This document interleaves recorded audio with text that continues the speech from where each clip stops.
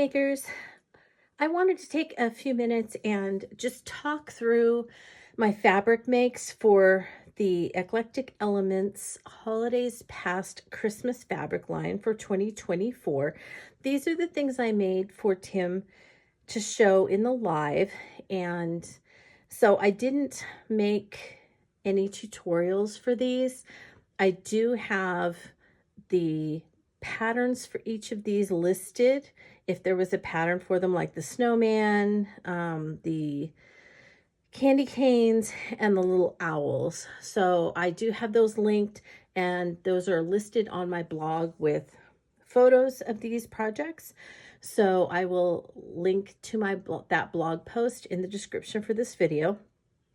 And then I'm just going to take a minute to talk through each one with some details and some things that might help you as you are using those patterns and making your own projects. All right, so let's go ahead and get started, and I will move all of these out of the way and we'll take them one at a time, and then that way I'll go ahead and put the numbers in the description so that you can just kind of click on that section if you only want to know about the wreath, or you only want to know about the snowman, or whatever it is. You can just skip ahead to that portion and you can watch that, and you don't have to watch the whole thing if you don't want to. All right, so let's go ahead and get started talking about my makes.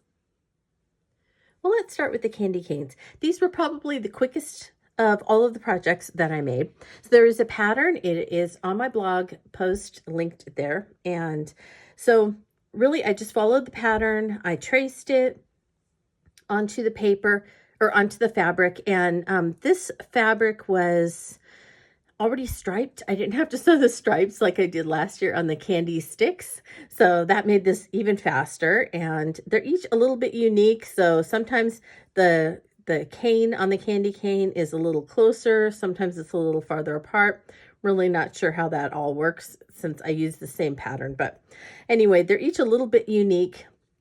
They do have the stripes, and this striped fabric has the green and the red, which I think is really cool. I love that. And then I went ahead and used this floral pattern for the other candy canes, and I just added a little bit of greenery. I did not stick the greenery to this project. I just tucked it under this little bow so that it can be removed if it's not something that somebody wants to keep together with a bow in a stack like this. Maybe you want to put it into, a container or a vase or something like that. So very quick, very fast, very easy to make. All right. Oh, the little owl family. They are so cute. So this pattern, I just enlarged, or I shrunk it down depending on how big I wanted my owl. And so I wanted 3 sizes because I wanted a little family. So here's the baby owl.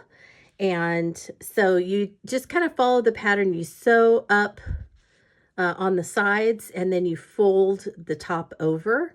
And depending on how far you fold it over is going to make the shape a little bit different. So you can see that they're a little bit different in their shapes, and even this one. And that's just all part of how they get stuffed, how far over you fold the top, and also how tightly you pull the bottom. So the bottom stays open, and then you go ahead and kind of sew around it and pull that together. You do like a basting stitch, pull it together, and then you put a little, I made a yo-yo, and I put a round punched piece of cardstock in there. And then that's what I used to close the bottom up. And the feet are all little sticks that I got from work. Just in the garden, I just walked through and found sticks that were on the ground and picked those up. And then the beaks are all little sticks that I found in the garden as well. The eyes are just different sized buttons that I had. And so I just went through and found a couple that I could use. And for the eyes, I went ahead and put some embroidery floss through each of them, and then I hot glue gunned them in place. I did not try and sew them down into place. Okay. And then I ended up with little wrinkles on the foreheads of all of mine, and I didn't mind it. I thought it was kind of a cute addition. but some of them that I saw that were made this way did not have the wrinkles. So, you know, you can decide whether you like that little look or not. But anyway, I just think these are so cute and so fun as a little family to kind of sit on a chair or a bookcase or a mantle or something like that. So there we go, Christmas owls. Well, let's talk about the snowmen now. I made two of these, and the reason I made two is because when we were discussing this project and me making it and some of the details, we kind of thought I would just make it out of plain felt. But when I did that, I kind of decided that I wanted to give the calendar fabric a try and see if that read as a neutral. And then Tim would have an option when he showed them on the live, and he could either use the plain white felt snowman or the one with the Eclectic Elements fabric. And he chose this one, which I thought he would. But let's talk about this one, because when you get the pattern, and there's a pattern linked in my blog, they make it with like a felt or a muslin. And so so this is what it looks like if you make it with just plain fabric. So this is just white felt that I got from the fabric store. And when you make this, you are going to sew the body, you're going to sew both arms, and you're going to sew the head, and then you attach them. And because most of those attachments were covered up, I just hot glue gunned the arms in place, and then I just did a quick stitch to make sure that they stayed there. So there was hot glue gun in the center, stuck the arm on, and then I went ahead and just stitched by hand around there, and also same thing on the head. So you can see that this was not perfectly attached the way I did it, but it doesn't matter because you're going to have a, you know, the scarf around there. So that's not going to show. Arms aren't going to show because you're going to sew the jacket. So the pattern has the snowman. It also has the jacket, and the jacket was actually had some patches on it, and it also left this rough, and I decided I wanted it to not be so rough. So I went ahead and rolled these up. I did turn under and stitch the front and the bottom edge, so those are kind of finished. And then I picked out some buttons that I had in my collection, and I actually sewed those on. So I did sew them on, and I think this fabric's so pretty and warm, and I just love it, the collage aspect of this fabric. And then for the scarf, I just ripped a piece of the plaid and tied it around the neck of my snowman. And so he's been around, so his scarf got a little messed up, but anyway, that's how that looks. Now for the arms, one arm will just be like a tube that you will stuff, but the other one, you stuff a little bit of stuffing down at the tip, and then you sew across it to make kind of a wrist so that you can bend it, and then you stuff the rest of the arm before you attach it. So that's kind of how you do that. I did that on both of these. You can see there's just some stitching across there after I stuffed a little bit in the tip, and then you put the arm. And depending on where you attach it, this one, it looks like he has his arm kind of straight up, and this one, he has more of an elbow. So, you know how I am. I sew wonky. I'm a wonky sewer. And so sometimes this one's arm, it feels like a little thicker than this one ended up being. I don't know why, but it is. For the snowman, I went ahead and added some buttons down the front. And then this one, I sewed a little bit of thread through the eyes, and then I hot glue gunned all the buttons on. I didn't sew these ones on, just the ones on the jacket. And then for the nose, this is just a piece of a stick that I had, a twig that I had, and I just hot glue gunned it right in place. We discussed on the pattern, they have cheeks and they have a mouth, but we decided that we didn't want cheeks or a mouth on these snowmen, and so I didn't put them, but that's an option if you want to follow the pattern. Now let's talk about the hats. So the hats are I followed the pattern and I used the pattern, but I did not follow the directions. So the directions are to cut some of the pieces out of like a cardstock or a poster board, and then attach fabric onto them, sew fabric onto them, and then make the hat. I didn't feel like I was going to be capable of it because, to be honest, I really wasn't even sure I was going to be capable of sewing these snowmen. I was really doubting myself. So I decided that I thought about it overnight, and you know how you craft in your sleep? Sometimes that was me. And I decided I would go to the hobby store and get some of that stiff felt, you know, the felt that kind of has stiffener in it or something. It's still felt and it's in the felt section, but it comes with this, it feels almost like chipboard kind of. And so I cut out the brim, I cut out the top of the sides of the top hat, and then the top of it here, according to the pattern.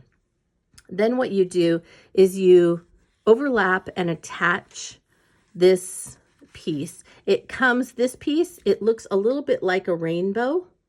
And so you just attach the ends together, and that makes this tube part of the top hat.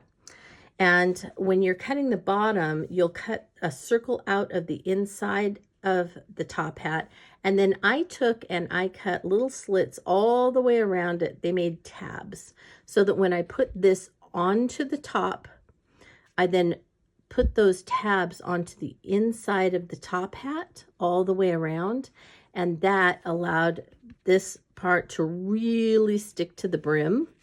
And so all inside are little tabs of this brim that are holding this into place. Then the top was open, so I just put a little bit of glue and I put the circle down on top.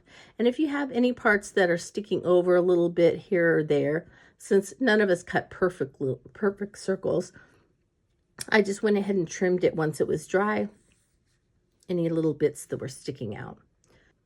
Then I went to the part where they had, you know, Christmas candle wreaths and rings, and I grabbed one and I just added some holly and berries and a little bit of greenery. And then I took a piece of scrap fabric and just kind of folded it over, hot glue gunned it into place as a band. And that's pretty much it for the snowman. I did the same thing here. As you can see, however, I used plaid for his jacket. Did the same thing, rolled up the sleeves. I finished the edges on this one as well. Sewed my buttons on, and I think that this calendar paper really reads so beautifully like a neutral. I love it. I absolutely love it, but it still gives a little bit of interest, right? And so then same thing, glue gunned the arms in place and then did a quick stitch, glue gunned the head in place, did a quick stitch. And then I glue gunned the eyes, the buttons down here, tied another scarf around the neck, stuck the hand onto the top hat, which was made the exact same way. I made both of them at the same time so that if I did decide to do a second one, I would have two top hats ready to go when I made them. And so that's really it. These turned out so much easier than I was anticipating. I really almost said, I don't think that I'm capable of doing these. And I'm so glad that I didn't quit and I went ahead and sewed them because they're so cute and so fun. So if you have any questions about these, go ahead and email me. The directions and the pattern will probably answer most everything that you'll need to know when you get that. But if you want to try and do something a little bit differently like I did, just go ahead and shoot me a question. Oh, one other thing. To get these to stand up, I did put some of those weighted pellets that you get from the fabric store. Those are in the bottoms so that they'll stand up and the top hats don't make them fall over all the time. So you do want these to stand up once you place them wherever it is that you're going to have them. So you do want them weighted. All right, so there are my little snowmen. Last but not least is my wreath. I love this wreath. So I just grabbed a little 12-inch grapevine wreath off of Amazon. This is a skinny one, and So I grabbed that, and then what I did was to take some of the plaid and some of the music paper from this release, and I ironed fusible webbing to it. It's the paperback fusible webbing. You've seen me use it before. So I ironed that onto the fabric, and then I ironed the fabric onto just some cardstock that I had. And so I wanted it to be a craft cardstock, so I just put it on the craft cardstock. So you can see, if you don't have fusible webbing, you can use collage medium to do this. I just find the fusible webbing is the fastest way for me to get this done. So I did that onto the craft stock, and then I took and cut them out from these two older dies that I have. So use whatever dies you want. If you have thinlits, this will cut through with the thinlits, but I had these. This is the holly branch die, and so these I cut, these are the plaid, so I cut the plaid out of these. I just put that on there, ran it through. There you go. And actually, to be honest, my mom did this for me while I was at work. She was down helping me, and so she did the ironing of the fabric onto the cardstock, and she cut these all out for me so that when I got home from work, I would be able to just pop these on. And then this one is the, let's see, oh my goodness, Festive Stems, 664754. And so there are a pine stem, this one is mistletoe, and then this one's the holly branch. And so most of them, all the music notes, I cut these out of the music paper. So that's what most of this is. So once it's cut out, I just take my hot glue gun and I just started going around, and I put all the music notes all the way around the wreath. So you can see it's all the way around. Let me hold it up so you can see. I hot glue gunned them into place. Okay, and sometimes I left them together as 3, and sometimes I trimmed and I just stuck single leaves on here and there. See, that one fell out just right there, so I'll glue that one back in. But that's all you do. I put the 3 branches of 3 all the way around, and then I went through and I tucked more in that I had cut apart all the way through, and I crinkled them up here and there, and I did ink around the edges. You can see I have some brown. Gathered Twigs is the brown that I used on these, so I did ink around them before I started gluing them on.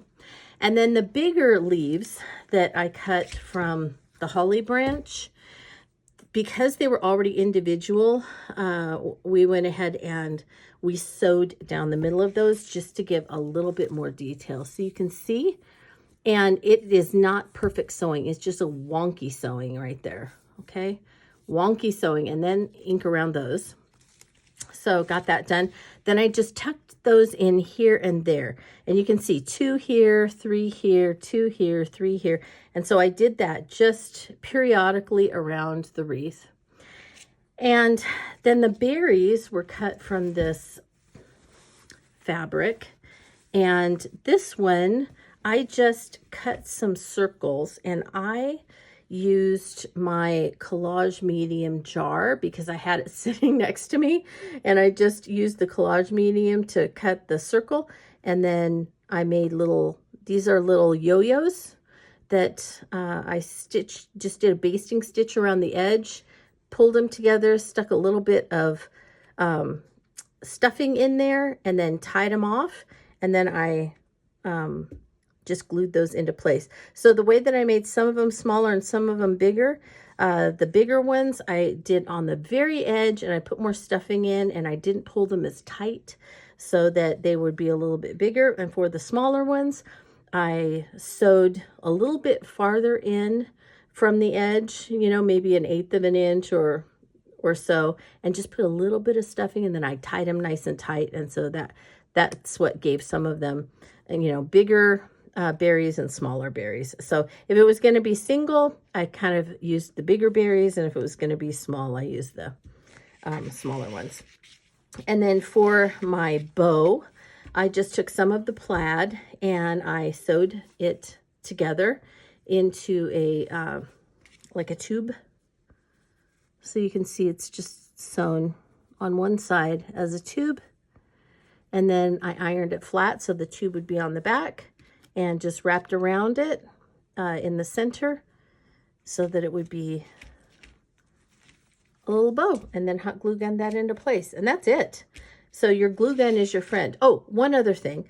I had this left over from another, you know, I made a project, gosh, 2 years ago now, and with this same technique on a frame, and I never did post the tutorial for it. So I had these that I was using on that frame, and I had some left over. I got these in the floral department, little twigs, and I thought these went really well with the wreath. So I just cut bits off here and there, just little bits, you know, all over.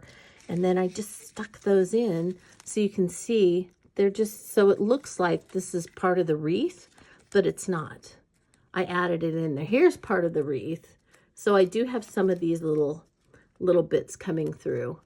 But then I added these just for a little bit of brown to go with that wreath that's underneath. Okay, so that was the final touch. All right, well, there we go. That is everything that I have to tell you about my Eclectic Elements makes for this year. And I hope that that answered any questions that you might have had about how I made these. And if I missed anything, you know what to do. You're always welcome to ask in the comments for today's video. So there we go. Thanks so much for watching today. I want to wish you a very, very happy holiday season with your family. Merry Christmas and Happy New Year. Thanks so much for all your support for this year. And I'm looking forward to next year and more making, all right? So thank you, makers. Happy holidays.